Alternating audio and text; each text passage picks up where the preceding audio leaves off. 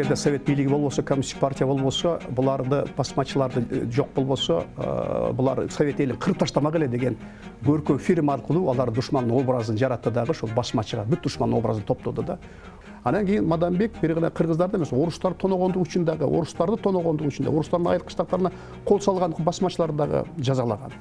Мисалы Калкожоно маалыматтарын Ташкентте, анткени себеби Түркистан АСРнын борбору Ташкент болуп турган 1918 жылдан 1924 жылга чейин. Маалымат дегениңизде сүрөт бар. Сүрөттөр бар. Булардын кылмыш иштери бар, сурактары бар. Жок, сурактары бул УКМКда, Улут коопсуздукта. Булардын кыймыл аракеттери боюнча, булардын чыгышы боюнча, булардын аракеттери, согуштук аракеттери боюнча Ташкенттеги архивде турат. Алардын көбүнчө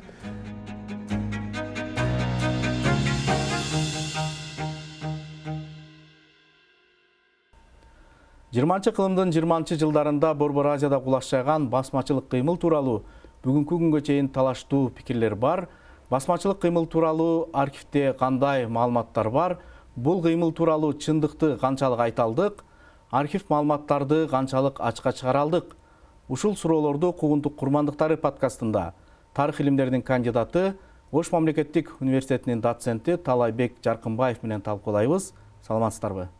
Саламатсыз багай, куш келдиңиз биздин студиябызга. Рахмат. Буга чейин ушул биздин Куугунтук курмандыктары подкастында бир эки үч жолу сөз кылдык да, анан биздин ошол YouTube'га чыккандан кийин алдына жазат да биздин көрөрмандар.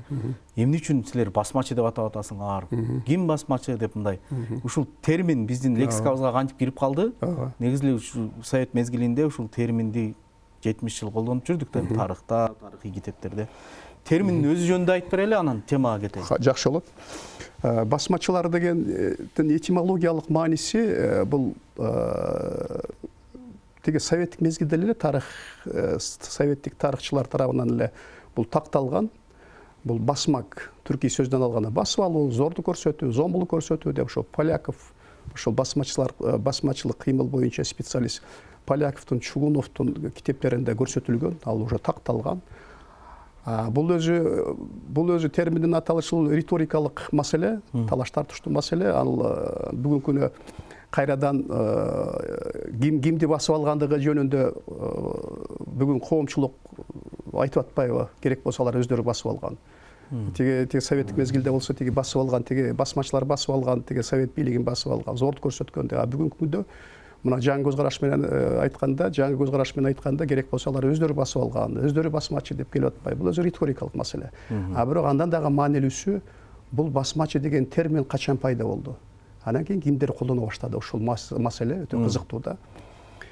1918 жылдан баштап 1920 жылга чейин Кызыл армиянын, ошондой эл комиссиялар советинин, жергиликтүү революциялык комитеттин оперативдүү маалыматтарында, стенограммаларында басмачы деген термин таптакыр колдонулбайт да. Башында жок, таптакыр жок. 18 жылдан билесиз, Кокон автономиясы талкалагандан баштап 20 жылга чейин ушу биринчи фазасы болот да, басмачылар элдик кыймыл болот. Бул жерде басмачы деген терминди колдонушпайт. Анын ордуна шайкалар, бандиттер, каракчылар деген терминди колдонушат. Анткени себеби бул термин каяктан келип чыккан? Бул термин 1917 жылга чейин эле падышалык Россиянын Түркистандагы баягы биринчи дүйнөлүк согушка, баягы оорлук жумуштарга, согушка мобилизациялоо учурунда тиги мобилизацияга каршы элдик көтөрүлүштөр болгон. Ал элдик көтөрүлүштөрдүн жыйынтыгы 16 жылдык көтөрүлүштүн кульминациясы болуп атпайбы? Ошондой эле көтөрүлүш 14-жылда тиги түштүктө Ферган өрөөнүндө болгон. Көптөгөн лидерлер, ошол саясий лидерлер, көтөрүштүн лидерлери администрацияга кол салышып, бүт жигиттер менен көтөрүлүшкө чыгып, көтөрүлүштөрдү уюштурушкан. Ошол учурда Россия падышачылыгынын акыбалы өтө оор болчу, акыркы учурда согуш учурунда. Осман империясынан бир канча агенттер келген. Агенттер келип, Россия падышачылыгына каршы контрреволюцияларды уюштуруш үчүн атайы пропагандалык иштер жүргүзгөн. Ошол пропаганданын аркасында чоң көтөрүлүштөр болгон. Ошол чоң көтөрүлүштөрдө бүт катышкандардын бардыгын каракчылар жана каракчылык деген берене менен бардыгын көбүн сүргүнгө айдалган. Алар кимдер? Алар ушул Мадамбек, революцияга чейин эле Мадамбек, Мойдунбек, көрші ермат, кичик ергеш, чоң ергеш, қалқожо, мына тиги 17 жыл чыгып атпайбы басмачы, ошолордун бардыгы сүргүнгө айдалган. Демек падышалык учурда эле. Падышалык учурда сүргүнгө айдалган булар. Көтөрүлүштү тиги немеде эле башталган булар. Тиги 14 жылда башталган. 14 жыл. Аларга каракчылык деген, каракчы деген термин ярлык тагылган аларга. Октябрь революциясы ишке ашып, анан кийин ал жерде бийлик алмашкандан кийин алардын бардыгы сүргүндөн келген. Сүргүндөн келген дагы кайрадан эле тиги Кокон автономиясын курууга активдүү катышкан булар.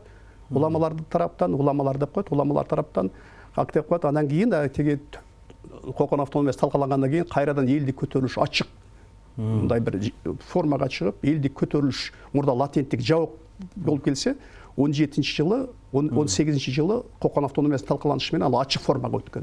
Мына ошентип географиясы да кеңейген. Эл кошулган буларга, жалпы ошон үчүн элдик көтөрүлүш деп атабыз да. Ошон үчүн аларды тиги падышалык администрацияны колдонгон терминди булар 20-жылга чейин колдонгон. Каракчылар, анан шайкалар, бандиттер деген терминди колдонушкан.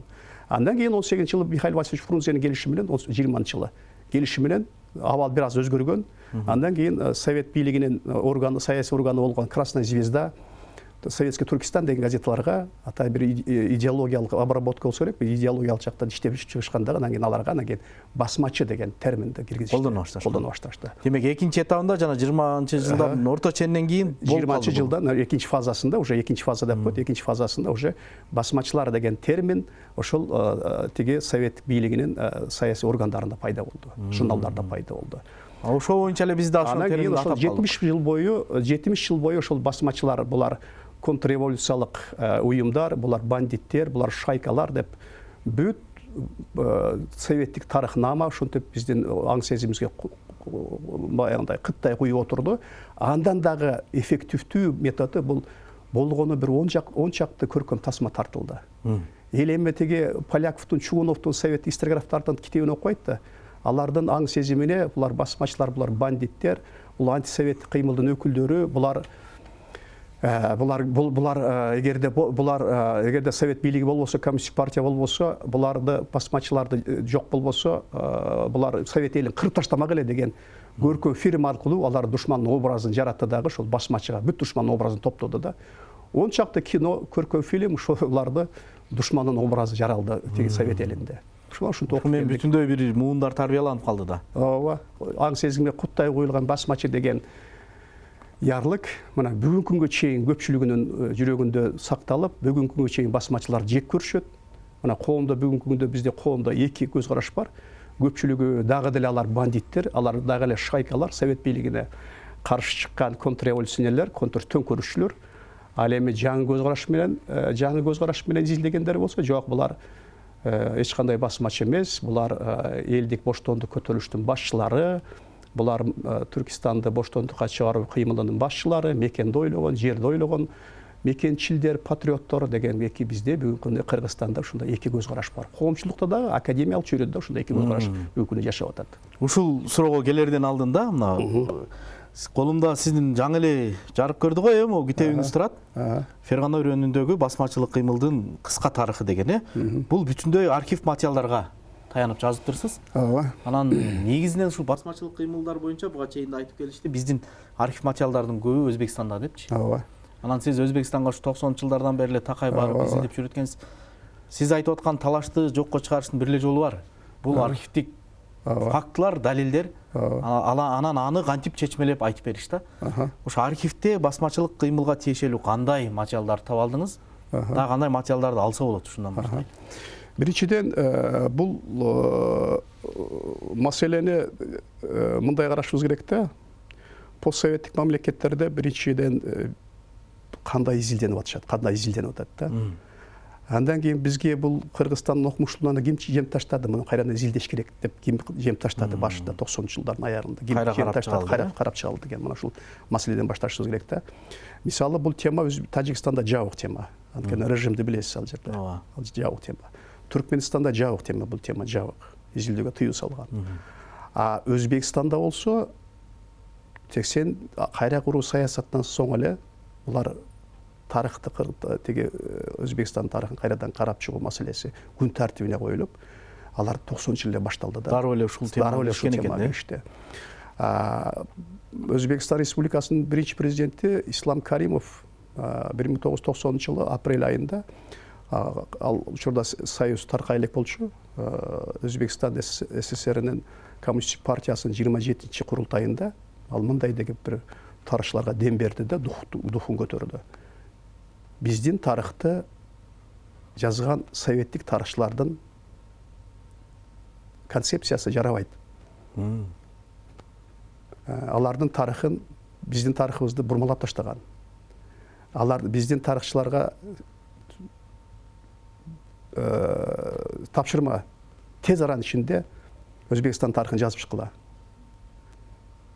Эгер дал тарыхты жазбасаңар, аны конкреттүү айтканда басмачыларды эл душманы кылып койгон. Басмачыларды кайрадан карап чыккыла.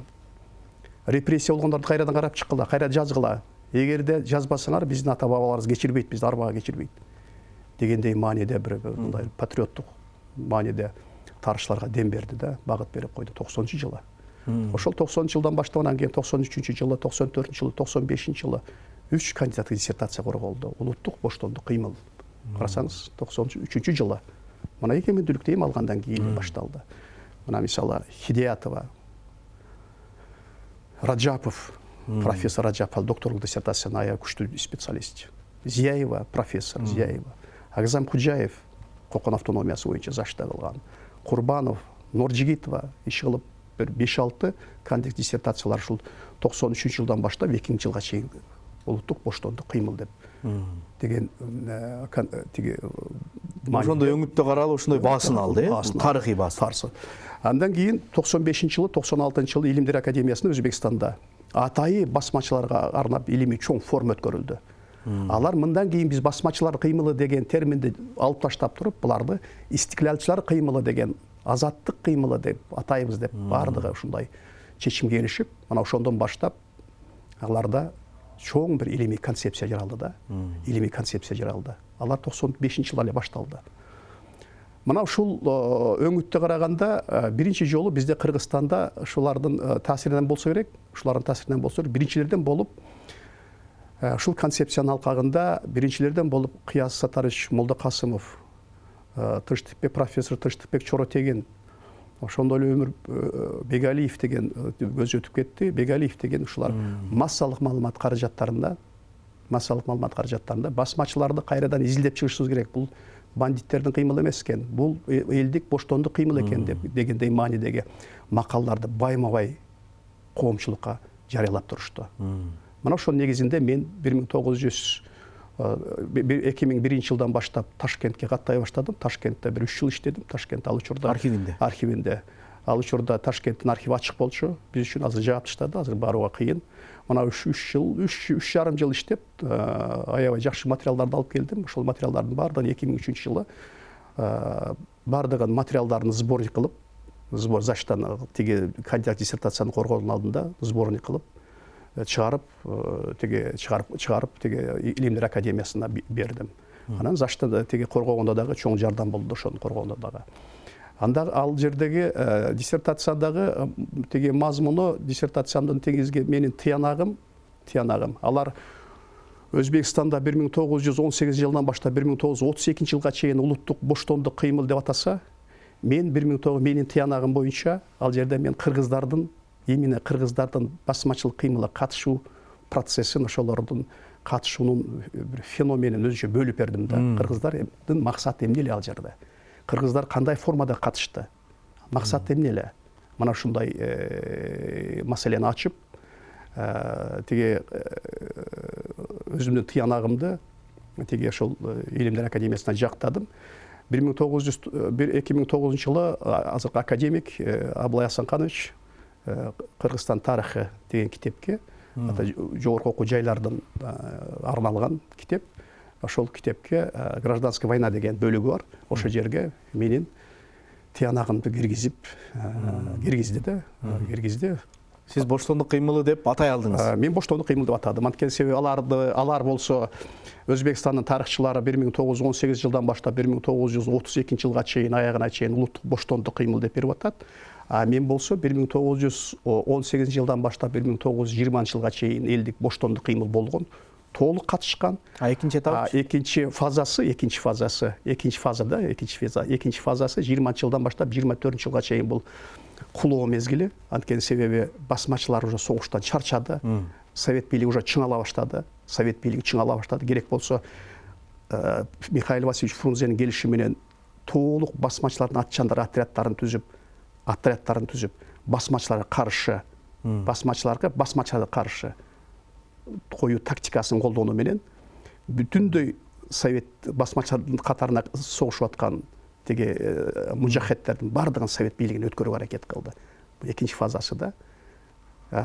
Мен ушундай деп бердим. Экинчи фазасы бул локалдык көтөрүлүш.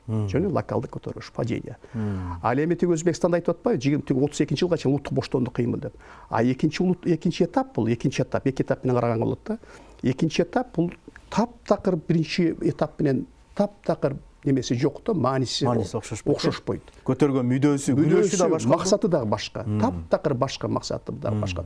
Согуштук тактикалары да башка, масштабы да башка. Мына мисалы биринчиси масштабтуу болгон да. Биринчи масштабтуу болгон. Мисалы биринчи масштабта теге советтик тарыхнамада Поляков, Чугуновдун, теге Куниндин, теге Абылгазиевдин китептеринде 15 миңдин тегерегинде мына советтик тарыхчылар өздөрү айтып атат. 15 миңдин тегерегинде басмачылар бар деп атат.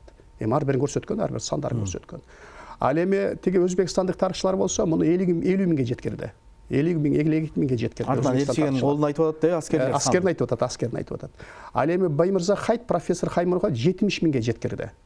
Сиздин болжолганча? Менин оюмча, ошол өзбекстандык тарыхчылар туура айтат, 50 миңдин тегерегинде болсо керек. 50 миң тегерегинде болсо керек. Биринчи этаптагы эми. Биринчи этапта карасаңыз, эми ушуларды карасаңыз, Айбек мырза, ушуларды бандиттердин тобу деп атасак болобу 52 миңде? Атасак болобу ушу бандиттер, каракчыларды атасак болобу? Болбойт да. Албетте. Аларды 3 жыл бою мына 18 жылдан баштап 1920 жылга чейин эл багып турду да.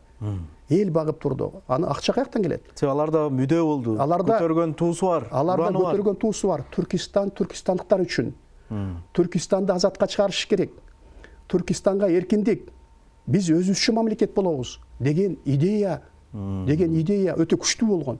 Анткени себеби падыша өкмөтү дагы, Керенскийдин өкмөтү дагы эч качан мындай мүмкүнчүлүк түзүп берген эмес. Керенскийдин өкмөтү да большевиктер өздөрү түзүп берип атат. Ошондой өкмөт өз алдынча мамлекет кургула деп өзүнчө башында тиги декларацияда көрсөтүп атат. Ошого шыктанышкан да? Ошого шыктанып, анан кийин көтөрүлүп атышпайбы? Куралдуу көтөрүлүшкө чыгып атат. Мындай караганда масштабын карасаңыз, Ферган өрөөнү камтып атат. Ал жердеги теге советтик тарыхчылар да айтып атат, советтик историографияда да айтып атат, Өзбекстан тарыхчыларда да, архивде да маалыматтар бар, бардыгы архивде маалыматтар бар. Башында улуттук боштондук кыймыл болгондугун бардыгы жазып атышат. Керек болсо эч ким танбайт аны. Эч ким китепти берсеңиз, керек болсо мынакей мен архивден алып келдим, мынакей карасаңызчы. Керек болсо Түркистан аткаруу комитетинин борбордук аткаруу комитетинин төрагалары большевик мусулман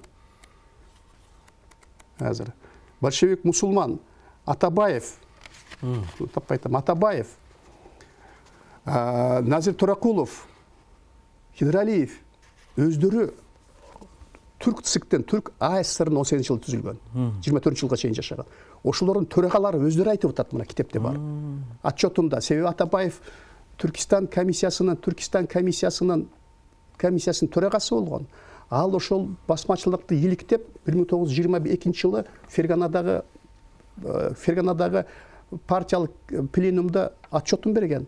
Ошол айтып атат. Басмачылардын кыймылы башталышында улуттук боштондук кыймыл болгон, элдик кыймыл болгон, эл катышты деп өзү коммунисттер Түркистан АССР-нын тиги жетекчилери өздөрү айтып атат. Ошол айткан үчүн 38 жыл барды атылып кетти. Репрессияланып кетти.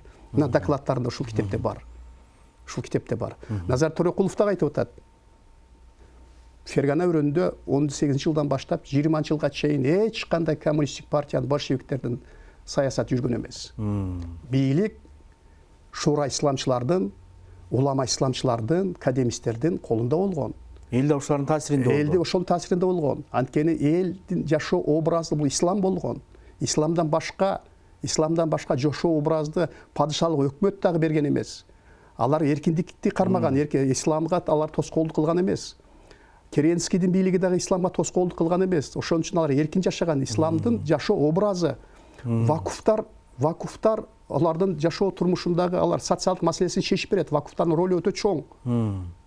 Себеби ал учурда эч кандай ага альтернативдүү түрдө светтик идеология болгон эмес. Алардын жашоо образы, кылымдар бою жашоо образы болуп келген да. Ошон үчүн булар ошол исламчыларды колдоп чыкты. Анткени себеби февраль революциясы бул демократиялык процесстерди баштап койду деп айтып атат да. Демек калың масан деле ошол учурда большевиктердин идеологиясы анча сиңе бербеген да. Анда сиңе бербеген. Ошон үчүн элдер катышып атат. Анан качан Михаил Васильевич Фрунзенин келиши менен анан кийин теги тактикасын өзгөрттү. Теги басмачыларга каршы, мисалы Мойдунга каршы Курманжан Даткандын балдары Кадырбек Камчыбековду, Жамшитбек Карабековду каршы койду. Кадырлуу кишилерди, атчандарды кошу.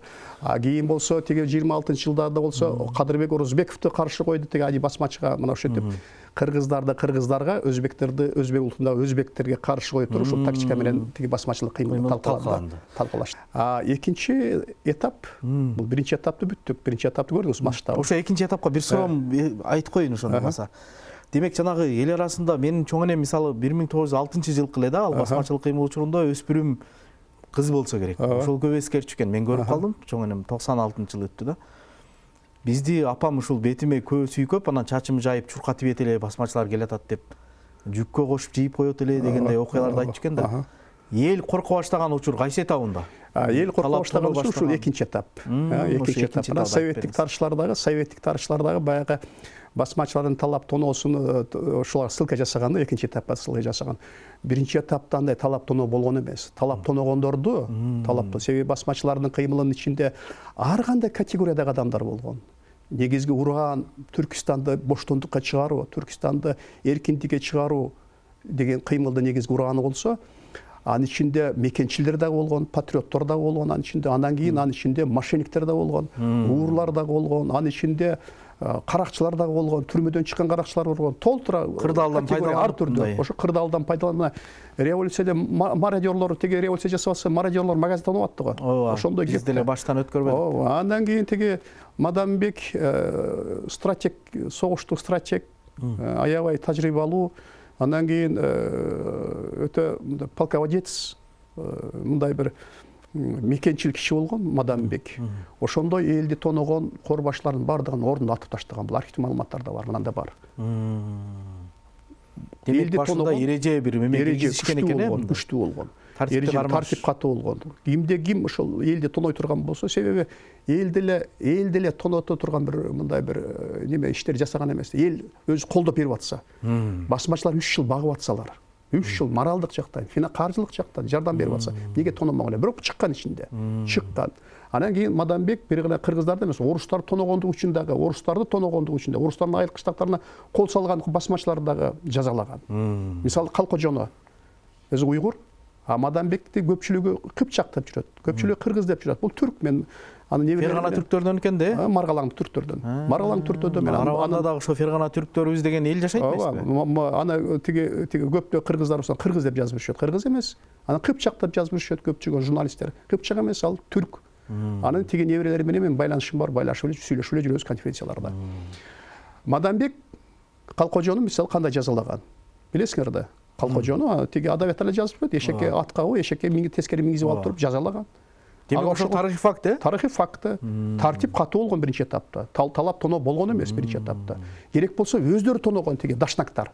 Билесиз да, Кокон автономиясы талкалаганда Перефелевдин жетекчилиги астындагы тиги Коконго келген Кокондун операциясына бүт дашнактар катышкан. Дашнактар бул кызыл армия. Кызыл армия, дружина, армия эмес, дружина. Атай ыктыярлуу түрдө кирген, элди кошун.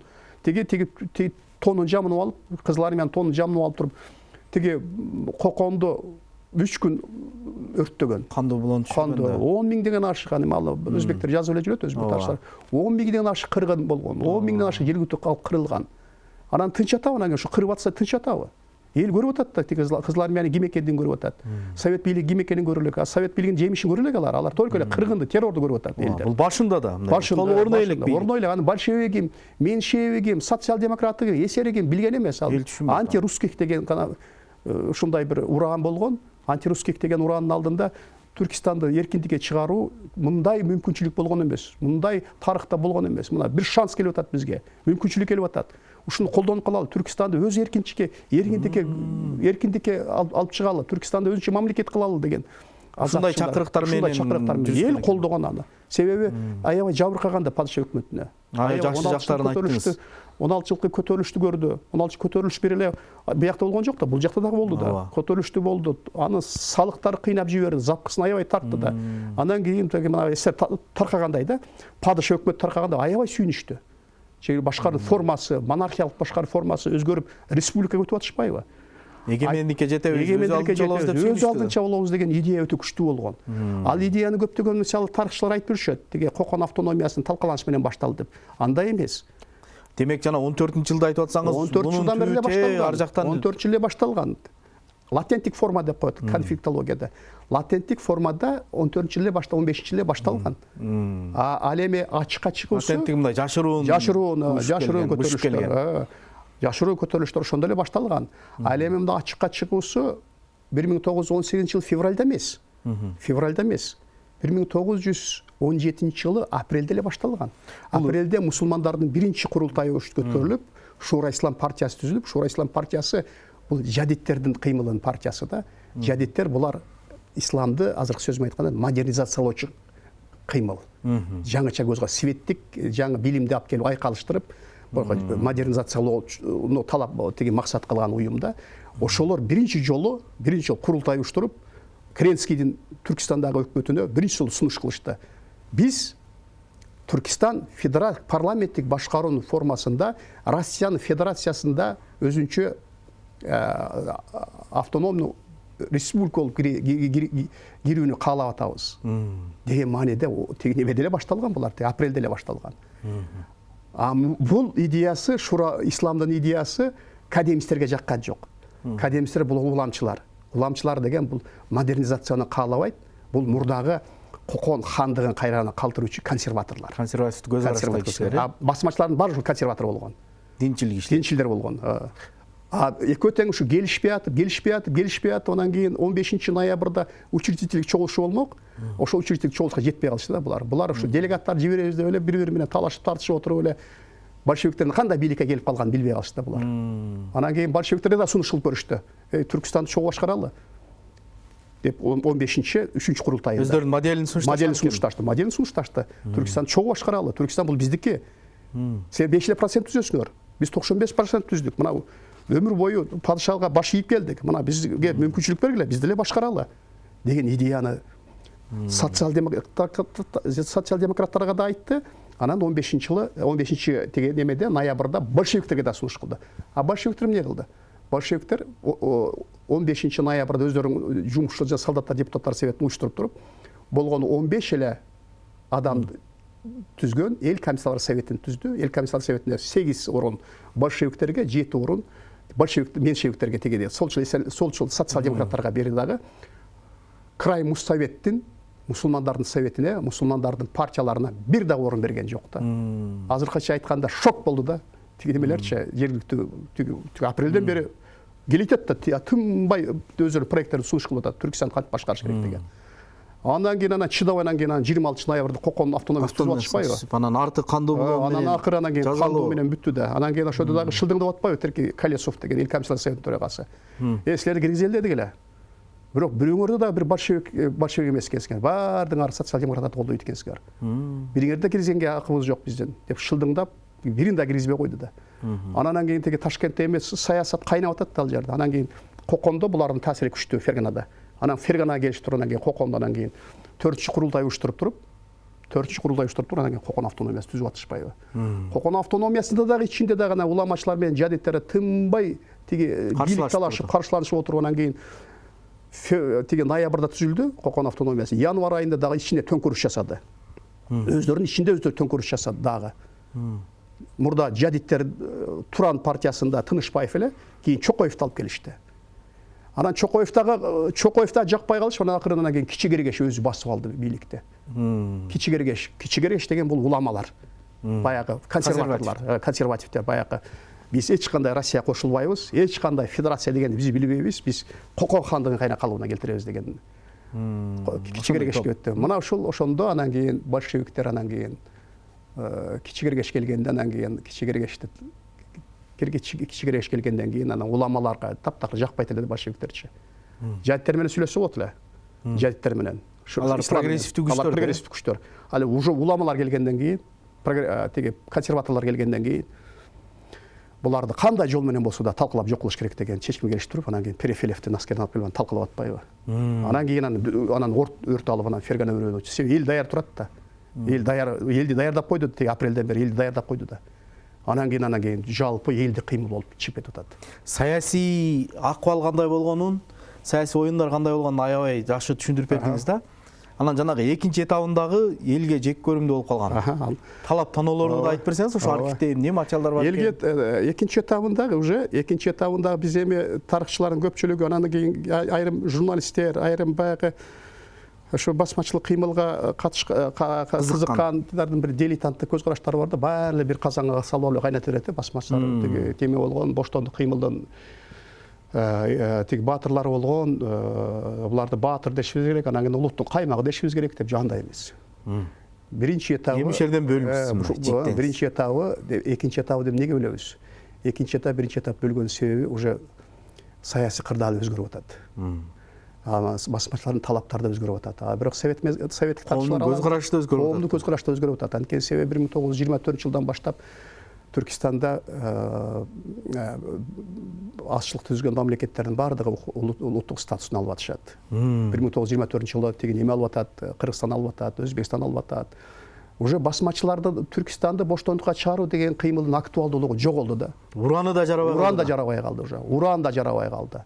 Масштабы да азайды уже. Мурда 52 миңдин терегинде болуп атса, мына менде маалыматтар бар. Ашып барса 400-500 тегерегинде эле басмачылар калды. Анан жана сиз айткандай майда топторго бөлүнүп баштады. Майда. Анан кийин анын мунун локациясы дагы өзгөрдү. Мурда биринчи бөлүгүндө, биринчи этабында согуш Фергана өрөөнүндө жүрүп атса, чоң аймакты камтып атса, бүт контроль кылып атса, экинчи этабында уже теги Кашкарды туруп алышып, Кашкарга өтүп алышып, Кашкар тарапка качып өтүп кетет, кайрадан кетишет, кол салышат, кайрадан чыгып кетишет, кайрадан киришет, кайрадан кол салышат, теги немеде мындай бир партизандык согуштун неме тактикасын өзгөртүштү да. Эмнеге согушуп атат алар? Алар теги өткөндө бир тарыхчы айтып атпайбы? Алар жылаңач баатырлар болгон. Жок, жылаңач баатыр болгон эмес. Алардын баардыгы байлар болгон. Жанибек Казын окуат окумуш болгон. Өзгөндөгү эң бай болгон. Теги неме Кайпаңсат өзгөндөгү эң бай адам болгон. Теги өзгөндөгү мунараны ошол курган, кулап калганда. Өзүнүн каражатын эсебинен курган. Теги реставрация кылдырган. Теги Алайдагы Ади өтө көп Алайдын байы болгон. Малдуу киши болгон. Теги Айтмерек, Алайкудан чыккан Айтмерек, ал дагы бай болгон. Каракулжадагы Осмон басмачы, ал дагы бай болгон. Жылаңач баатыр деп атпайбы өткөндө, ал туура эмес. Алардын байлыгын баардыгы бул жерде калып кетип атпайбы? Булардын байлыгын баардыгын конфискация кылып атат теги совет өкмөтү. Демек, кийинки этабында уже жеке кызыкчылык болуп калдыбы? Мүлүктүк кызыкчылык деген бар да, экономикалык кызыкчылык деген бар. Андан эң башкысы булардагы дагы деле эркиндикти жогору койгон. Экинчи чоң дагы бир баалуулук бар. Бул баалуулук Фергана, Кашкар соода жолуна көзөмөл кылыш керек. Соода жолуна көзөмөл. Анткени булар соодагер болгон. Булар соодагер болгон. Ошондо контрабандист деп аткан. Экинчи этапта аларды эч кандай Түркистанды боштондукка чыгаруу, түркистандыктарды эркиндикке чыгаруу, элин эскиндикке чыгаруу деген идеянын актуалдуулугу жоголгон. Алардын экинчи этапта только соода жолун көзөмөлгө алуу. Колдоо да азайды да, жок. Колдоо да азайды. Мына мисалы бир кызык нерсени айтып берейин. Парпи Корбашынын Парпи Корбаш бар. Бир Парпи Корбашы теги Базаргондук, ал өлгөн, 21-жылы өлгөн. Экинчи Парпи Корбашы теги Азаттык деген Аким Өзгөнүн атасы. Ооба. Ал теги Түркияда 69 жыл өлгөн. Анын эскерүүсү бар. Эскерүүсүн Тайыр Өзгөн деген баласы жазган түрк тилинде. Аны биздин теги окумуштуу PhD докторант Дастанбек Разагулу деген которгон. Түркистандан Түркияга деген которгон. Ошол Парпи жазып атат. Кыргыз тилинде азыр которуп койду. Айтып атат. Парпи мен дейт, соодагермин дейт. мен дейді боштондық қимылды башқардым дейді екінші этапта дейді. Бірақ ел бізді қолдабай қалды дейді. Біз бардығымыз дейді еме көшіп кеттік дейді. Қашқарға дейді. Қашқарға көшіп кеттік дейді. Қашқарға тұрып алып, Қашқарға тұрып дейді. Айырға чыдаған жоқпыз дейді. Себебі біздің бардық мал мүліктер осы жақта қалған дейді. Осыларды алып шығып кетішіміз керек дейді. Алып шығып кетіш үшін сөз түрде пограничтермен қағылышымыз керек. Соғысымыз керек. Пограничтерге қол салышымыз керек. Аларды жоқ қылышымыз керек. Жолды елешіміз керек дейді. Себебі сода біздің жашау бұлағымыз дейді. Сода. Парпе келіп, өзі айтып отады, өзім келдім дейді. Қарызым өндіргені келдім дейді. Өзгөндүк та теге. Өзгөндүк. Қарызым өндіргені келдім дейді. Қарызым өндіргені келсем дейді. Мені қармап алышты дейді. Кешегілі Мажахет дейді. Мен жанымда жүрген туғандары Мажахет мені қармап алып, Совет өкіметі тапшырағы байлап алды дейді мені дейді. Анан қарызымдағы үмітімі үзіп дейді. Анан түніменен қашып шығып кеттім дейді. Қашып шығып кеттім дейді. Ошол санап беріп атат ошол. Менің қолымда 50-60 Мажахетім бар. Алар өздері ешқашан басмачы деп айтқан емес. Менің қолымда 50-60 аскерім бар. Адинің қолында 50-60 аскері бар. Адин айтып отады. Ади тыныш жатқан жерінен эле апарып алай қамап қойып тұр дейді. Эми өзгөнгө апарып қамап қойып, бошқа келіп қамап қойып тұр дейді. Ади дейді, 10 күнде ачарчылык жарыялап тұр дейді. Ошол кезде, ошол кезде біз ачарчылыкты азыр 90-жылы демократиядан кейін көрүп атпайбыз, протест. Ошо неме кылган үчүн, тиги неме кылган үчүн, камаган үчүн ачкачылык 10 күн ачарчылык жарыялап, кийин келип мага айтып берди дейт. 10 күн ачарчылык жарыяладым дейт. 10 күн ачарчылык жарыялап, анан кийин тиги түрмөдөн көпчүлүгүн өлтүрүп, магазиндерди өрттөп, ошолдо шаарда көп социалдык объекттерди өрттөп, анан кийин тиги барып Парпе кошулуп атпайбы? Аны айтып берип атат. Аябай кызыктуу маалыматтар бар тиги Парпенин эскерүүсүндө. Тиги Айтмеректе дейт, бир 10-15 адам бар дейт. Казыда дейт, Казы Жаныбек Казы. Жаныбек Казыда бир 100дөй бар дейт. Мындай эсептесең, баарын эсепке алып атат да Парпе курулушу. Ашып барса бир 300-дүн тегерегинде эле Мажахеттер эсептеп атат. Парпе курулушу. Ошол экинчи этабында калып калган. Экинчи этабында калып калгандар. Күчтөр, ооба, күчтөр экинчи этабында калып калгандар. Парпенин мисалы эскерүүсүндө эч качан ал өзү эле мойнуна алып атат.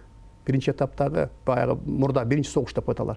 Биринчи согуштагы ураныбыздын күчү кетти дейт. Мааниси жоголду дейт. Анткени себеби өздөрү түшүнгөн экен. Улуттук боштондук кыймылды ким чечет? Эл чечет да. Элдин баардыгы совет өкмөтү өтүп атпайбы? Алар өздөрү эле калып атат. Экинчи этапта кыскасын айтканда буларды улуттук боштондук кыймыл деп атоого болбойт. Таптакыр болбойт. Дагы бир маселе, дагы бир кызыктуу маалыматтар. Түркиядагы Али Бадамчы деген журналист бар. 3 томдук китеби бар. Ошол жерде ал Көршерматтан интервью алган. Ал айтып атат. Али Бадамчы айтып атат. Көршерматтан интервью алдым дейт. Анан мен сурадым дейт Көршерматтан. Шер Мухаммедтин арасында эскерүүсүн. Ал эскерүү биздин УКМКнын архивинде дагы, тиги Ташкентте дагы эч жерде жок мындай эскерүүлөрчү. Алар только ошол журналисттердин эскерүүсүлөрүн гана окушубуз керек да биз. Ал айтып атат дейт, тиги эч качан мен Мадамбекти өлтүргөн эмесмин. Тиги советтик тарыхтамада айтып атпайбы? Тиги Көршермат өлтүргөн деп. Мен өлтүргөн эмесмин. Эч кандай өлүмгө тиешеси жок. Өлүмгө мен керек болсо ал менин кудаам болгон. Аны Зиновьев өлтүргөн, мага төңкөп койду деп атат. Ошондой деген маалыматтарды айтат. Анан дагы бир кызык маалыматтар бар да. Мен өтө көп маалыматтар бар. Мен ошону эң орчундусун айтып берейин. Көршермат айтып атат. Көршерматты интервью алып атпайбы? Көршермат айтып атат. Мен дейт ак босогодон дейт. Себеби дейт Фергана өрөөндөгү коммунисттер баарын ээлеп алды дейт. Күчүбүз азайып калды дейт, күчүбүз кетип калды дейт. Фрузена немеси дейт.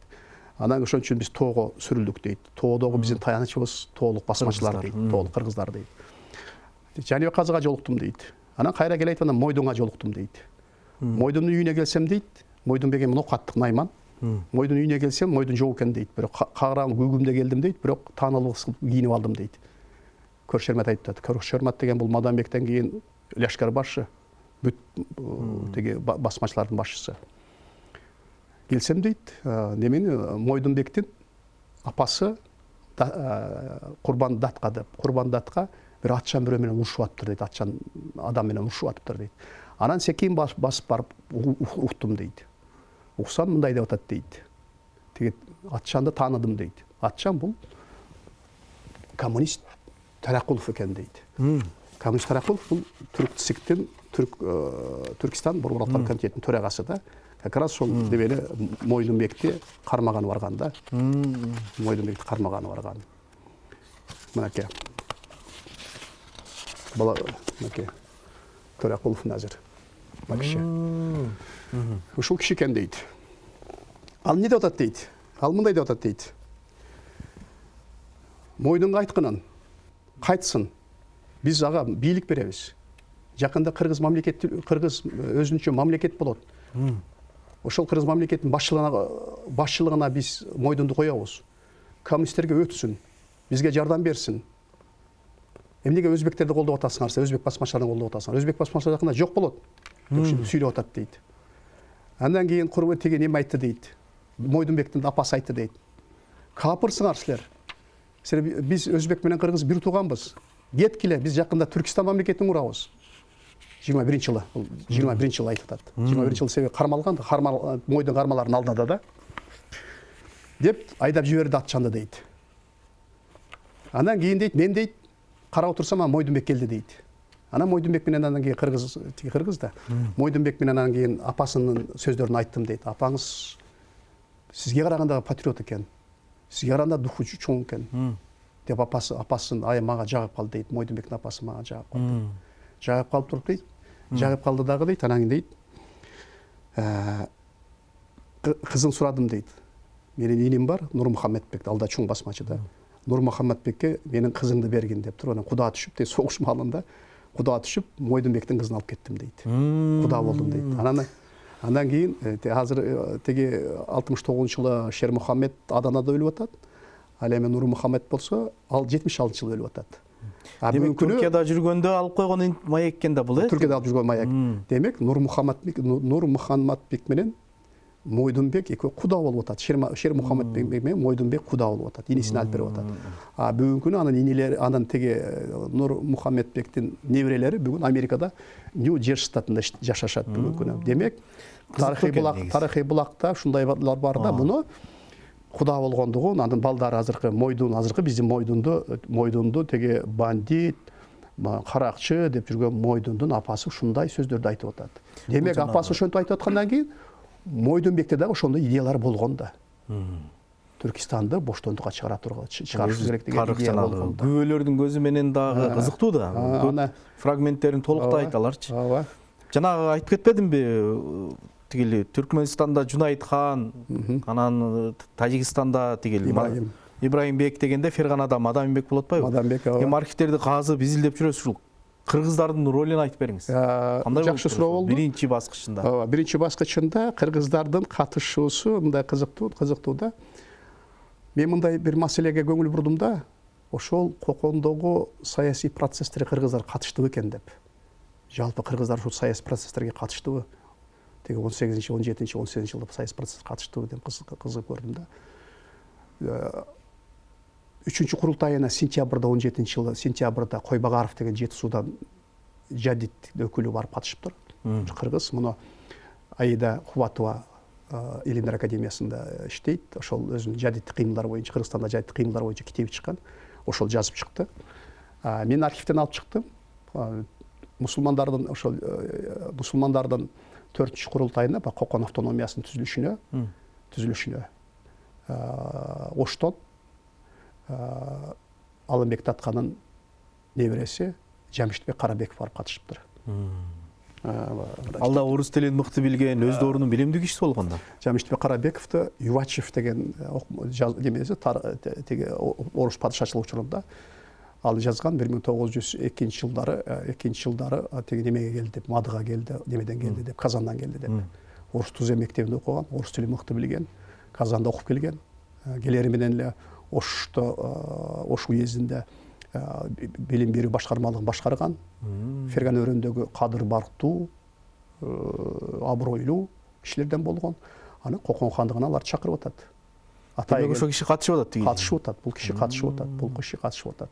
Андан сырткары теге Дастанбек Разагулу деген жигит теге Түркияда иштейт. Ал дагы бирөөнү тапты. Төлөйкөн деген айыл бар ошто. Ошол жерден Матис Кары деген дагы бир жадиттин өкүлү болсо керек, ал дагы барып катышкандыгы жөнүндө маалыматтар берип атат да. Бул да расталды. Бул дагы расталды. Кыргыздар мурда кыргыздар белгисиз эле кыргыздар катыштыбы, катышпадыбы деген. Анан мен ошол китепке ошону киргиздим, Жамшитбек Карабековду киргиздим. Ал ошол жерге барып, мынакей ошол жерге барып, тиги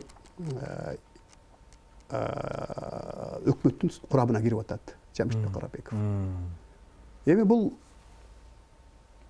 эми айрым эле адамдар катышып атат да, маселе туулуп атат. Чындыгында түштүктөгү кыргыздар Кокон автономиясын чындыгында колдогонбу деген маселе болуп атат да. Колдогонбу? Ушул боюнча маалыматтар болду беле кыргыздарда. Ошол саясий процесстер кыргыздар катыштыбы деген маселе бар да. Катыштыбы деген маселеде ошол бирин серин эле ушундай лидерлер катышып атат. А бирок кыргыздардын бул басмачылыкка кыймылга катышуусунун мотиви эч кандай динге байланыштуу эмес экендиги мына жерде Атабаев көрсөтүп атат. Мына жерде көрсөтүп атат. Кыргыздардын катышуусунун негизги басмачылык кыймылга катышуусунун негизги себеби өзбек конкрет көрсөтүп атат.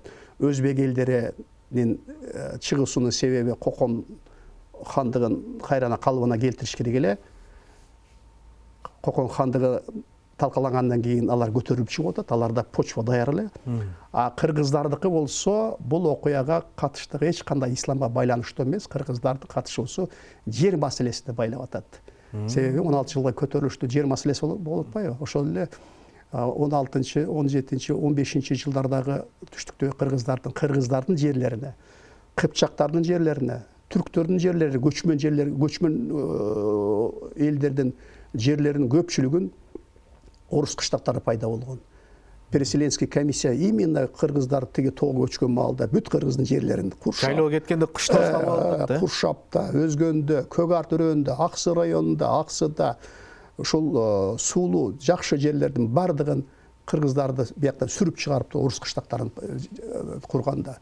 Мына ошол кыргыздардын социалдык чыңалуу олтуруп, анан кийин тиги Кокондо башталган көтөрүлүшкө булардын нааразычылыгы жер маселесине байланыштуу басмачыларга кошулгандыгын мына жерде Атабаев жазып атат. Мына жерде мен азыр көрсөтүп берсем болот эле. Ушунун ичинде карасаңыз болот. Атабаев жазган. Кызыктуу экен. Эч кандай динге байланыштуу эмес. Бул 16-жылкы эле көтөрүлүштүн уландысы кыргыздар үчүн деген тиянагын отчетунда берип атат Атабаев. Эч кандай динге байланыштуу эмес. Мен ошо суроону сизге берейин деп аткам да өзүнчөчү. Динге канчалык катыштуу болгон, канчалык жер маселеси Кыргызстан басмачылардын катышуусунун негизги мотиви жер маселеси болгон. Жерге болгон нааразычылык, падыша өкмөтү болгон нааразычылык аябай күчтүү болгон. Аларды биздин советтик мезгилде совет тарыхчылар бизди экиге бөлүп коюп атпайбы? Совет колониалдык доор, анан кийин советтик доор деп. Кайчы менен кесип таштап атат. Анан кийин Кыргызстан эменен совет элинин тарыхы ушул жерден башталган деп. Ал жактан бүт алардын өбөлгөлөрүнүн бардыгы падышалык Россиядан агылып бияка өтүп атпайбы? Жер маселеси 16 жылга 2 жылдан мурда көтөрүлүш 2 жыл мурда 16 жылдагы түндүктөгү көтөрүлүш, Жети сууда көтөрүлүштүн өбөлгөлөрү тиги окуялар бири-бирин улаган окуялар, бири-биринин себептери, натыйжалары бар эле да. Алар да чыңалып отурган, чыңалып өтө күчтүү болгон. А басмачылык Ферганада Кокондо башталганда булар да ошолорго кошулуп кетти да. Булар да ошого кошулуп кетти. Менин оюмча эки топтун, эки улут өкүлдөрүнүн басмачылыкка катышуусунун негизги социалдык, саясий өбөлгөлөрү башка-башка. Башка-башка. Бул аябай бир чоң тема экен. Балким сизден бир убакыт болуп калса, дагы бир кенен бир өңүтүн сүйлөшсөк болот экен да.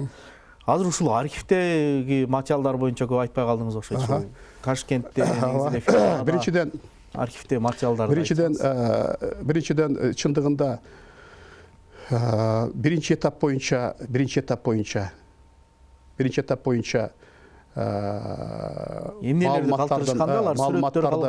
маалыматтардын бардыгы Ташкентте.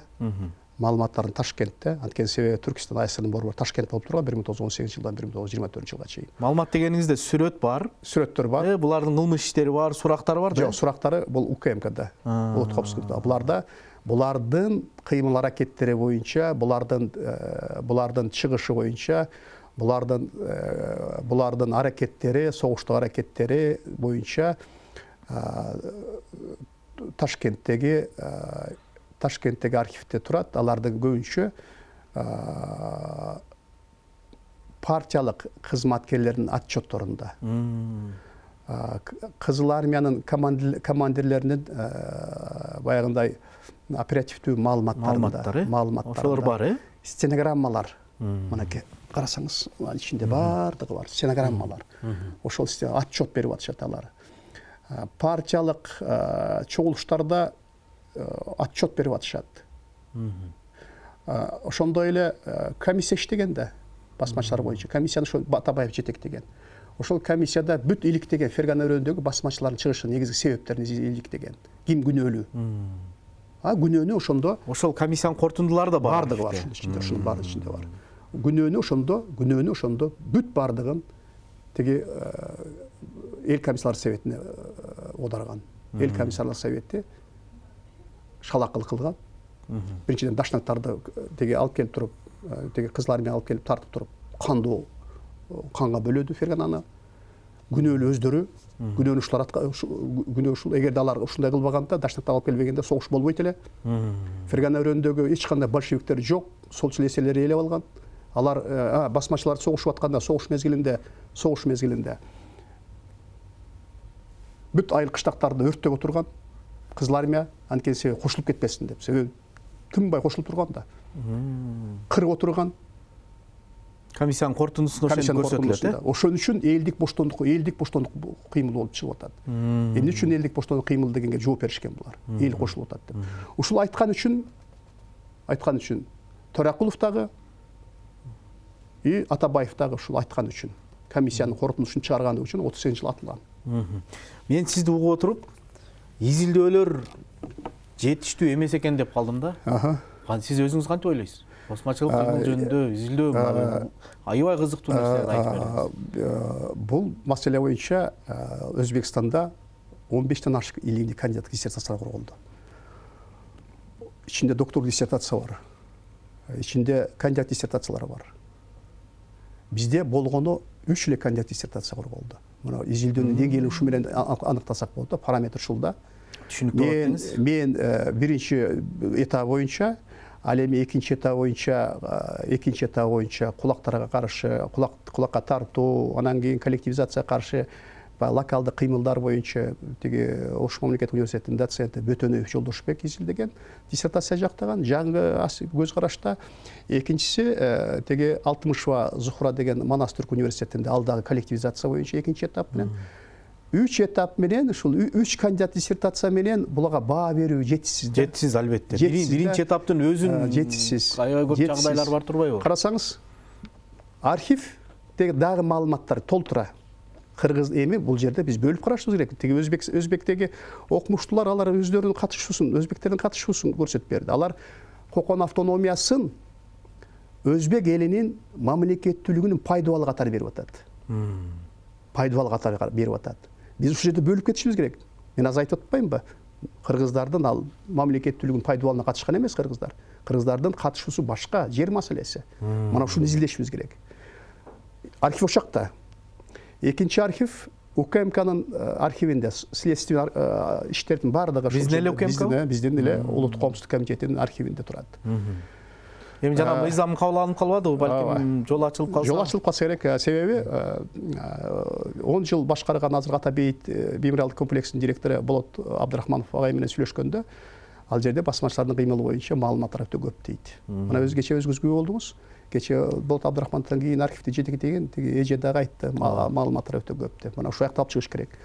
Үчүнчү булак бул баягы Өзбекстанда чыккан монографияларда, мен айтып аткан баягы Түркияда чыккан монографияларды бардыгын которушубуз керек. Али Бадамчинин китебин баарын которушубуз керек. Ошол жерде кыргыздар жөнүндө маалыматтар чыгат, дагы маалыматтар чыгат.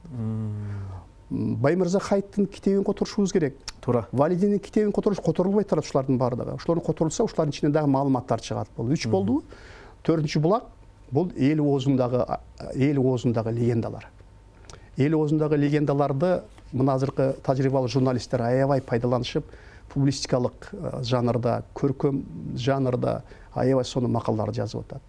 Тарыхчылар дагы ошо эл оозундагы басмачылар жөнүндөгү архивде жок, эч кандай теги адабияттарда жок маалыматтардын элдин оозунда аябай көп. Жаныбек Казы боюнча, Айдик Корбашы боюнча, Айтберек боюнча, Кайып Аңсат боюнча өтө элдин оозунда себеби кече эле болуп атпай окуялар. Ушулардын баардыгын топтошубуз керек. Мына 4-мага. Ушул боюнча мисалы профессор Абдикерим Муратов Маданбек боюнча аябай сонун китеп жазды. Ооба. Мына элге мына ушул публистикалык, көркөм жанрдагы китептерди көбүрөөк жазыш керек да ушул боюнчачы. Анан элге жетет, анан эл түшүнө баштайт басмачылар ким экендигинчи. Сизге чоң рахмат агай. Атайын убакыт бөлүп ушул биздин студиябызда басмачылык кыймыл тууралуу айтып бердиңиз. Урматтуу Азаттыктын көрөрман угармандары, бүгүн биз Куугунтук курмандыктары подкастында белгилүү тарыхчы, басмачылык кыймыл боюнча архивтерди казып изилдеп жүргөн Талайбек Жаркынбаев менен маек курдук. Биздин подкасттарды YouTube'дагы баракчабыздан, сайтыбыздан көрө аласыздар. Саламатта калыңыздар.